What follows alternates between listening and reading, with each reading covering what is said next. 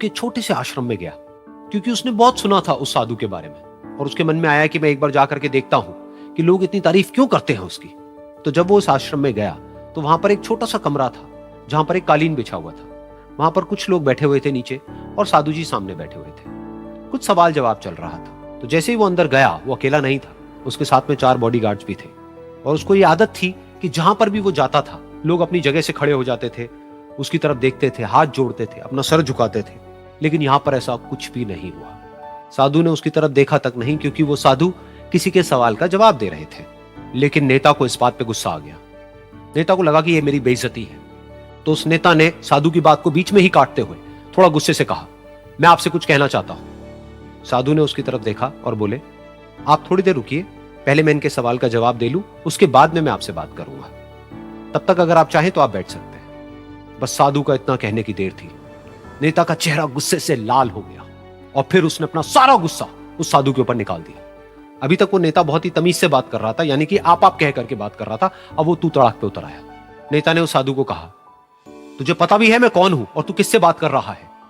साधु ने उसकी तरफ देखा और कहा, मुझे इससे कोई फर्क नहीं पड़ता कि आप कौन हैं, लेकिन आप जो कोई भी है, अगर आप चाहते हैं कि मैं आपके सवाल का जवाब दूं या आपसे बात करूं तो आपको कुछ देर रुकना होगा। और साधु के ये कहते ही नेता गुस्से से पागल हो गया और वहीं सबके सामने चीखने चिल्लाने लग गया, अब मैं तुझे तेरी असली औकात दिखाऊंगा। तूने मुझसे पंगा लेकर के ठीक नहीं किया है। तुझे पता भी है मैं तेरे बारे में क्या सोचता हूं। साधु ने फिर से उसकी तरफ देखा और बड़े ही प्रेम से कहा कि मुझे इससे कोई फर्क नहीं पड़ता है कि आप मेरे बारे में क्या सोचते हैं। आप जो चाहे वो मेरे बारे में सोच सकते हैं। फिर उस नेता ने बोला कि तू चाहे सुनना चाहता है या नहीं, लेकिन मैं तुझे बताऊंगा यही सबके सामने कि मैं तेरे बारे में क्या सोचता हूं। तू एक बहुत ही घटिया इंसान है। तू कोई साधु नहीं है, तू एक ढोंगी है, पाखंडी है और यहां पर जितने भी लोग बैठे हैं उन सबको बेवकूफ बना रहा है। तेरा बस एक ही मकसद है कि इन लोगों की जेब में जितना भी पैसा है वो सब तेरे पास में आ जाए। तू अपने फायदे के लिए इन लोगों का इस्तेमाल कर रहा है और अब मैं तुझे नहीं छोड़ने वाला। तेरा पर्दाफाश करके रहूंगा पूरी दुनिया के सामने। लेकिन उसके इतना बोलने के बाद भी उस साधु के चेहरे पर हल्की सी मुस्कान बनी ही रही। ये देखकर वो और तिल मिला गया और उसने कहा, अब बहुत हुआ, अब मैं यहां 1 मिनट भी नहीं रुकने वाला। लेकिन अभी भी तेरे पास में मौका है। अगर मुझसे माफी मांगनी है या मुझसे कुछ कहना है तो कह सकता है। इतना सब होने के बाद भी साधु बिल्कुल शांत था और उनके चेहरे पर एक मुस्कान थी। उन्होंने अपनी आंखें बंद कर ली। फिर साधु ने अपनी आंखें खोली, हाथ जोड़े और कहा कि मुझे आपसे कोई गिला शिकवा नहीं है।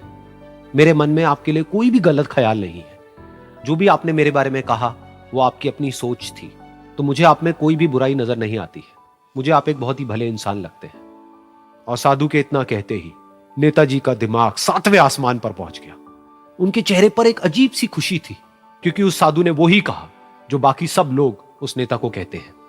और वो खुशी खुशी उस आश्रम से अपने घर की तरफ चला गया और जा करके अपने पिताजी के साथ में बैठ गया। उसके पिताजी की आंखें बंद थी और वो ध्यान में थे। पूरी जिंदगी उन्होंने सिर्फ लोगों की सेवा करी और बदले में कुछ भी एक्सपेक्ट नहीं किया। तो थोड़ी देर बाद जब उन्होंने अपनी आंखें खोली और देखा अपने बेटे को अपने साथ बैठे हुए, तो उनके बेटे के चेहरे पर आज एक अजीब सी खुशी थी जो आज से पहले उन्होंने कभी नहीं देखी थी। फिर उसने एक एक करके सब कुछ बताया कि आज क्या हुआ, किस तरह से वो आश्रम गया, वहां पर क्या हुआ, उसने क्या कहा, उन्होंने क्या कहा। तो जब इसके पिताजी ने पूरी बात सुनी तो थोड़ा सा मुस्कुराए और अपने बेटे को देख करके बोले कि उन्होंने तुम्हारी तारीफ नहीं करी है, क्योंकि उन्होंने वो नहीं कहा कि जो तुम हो, उन्होंने वो कहा कि जो वो खुद है। और तुमने जो भी कुछ उनको कहा वो नहीं कहा कि जो वो है, बल्कि तुमने वो कहा जो तुम खुद हो। यही बात वेदों में भी कही गई है, यथा दृष्टि तथा सृष्टि।